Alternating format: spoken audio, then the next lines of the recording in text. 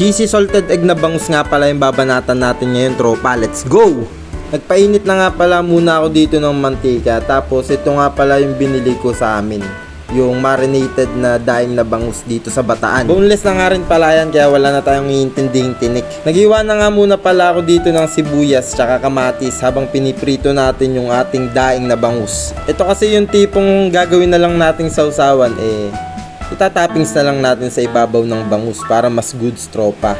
At syempre yung salted egg natin, yung pinakapula lang yung kukunin natin dyan, tropa. Pero wala namang problema kung may matangay na mga puti. Then dudurug-durugin lang natin yan para mamaya igigisa natin yung sibuyas tsaka yung kamatis kasama yung salted egg natin.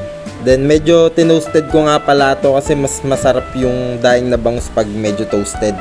Then ayan, goods na yan. Nasa inyo naman kung anong luto yung gusto nyo sa daing na bangus, kung toasted o yung sakto lang. Para mas malasa nga pala, ginisa ko yung ating sibuyas tsaka kamatis sa butter. Yan, inuna muna natin yung sibuyas. Tapos, igigisa na rin natin yung kamatis. After nyan isusunod na natin yung ating salted egg.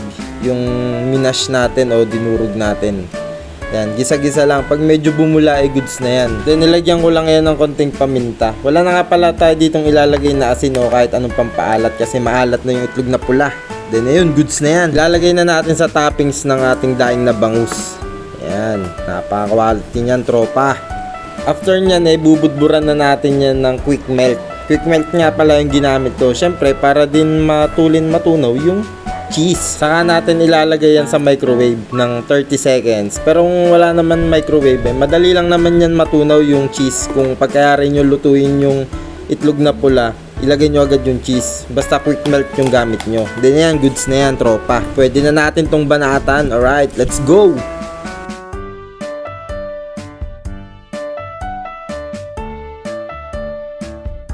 Dadako na naman tayo dito sa my favorite part.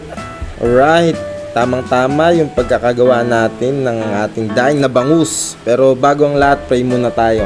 Thank you Lord for the foods. Amen. Tamang-tama din to sa mga chikiting nyo kasi may cheese. Tapos at the same time wala na rin siyang tinik. Kaya wala na kayong poproblemahin sa tinik. Yun, first bite, thank God agad, quality goods. Tamang-tama yung pagka-melt ng ating cheese. Hindi siya ganun kaalat, tropa, promise. Kaya kung ako sa'yo, try mo na rin. Kung ayaw mo naman i-try, follow na lang ako ng page. O siya, salamat sa panonood, tropa.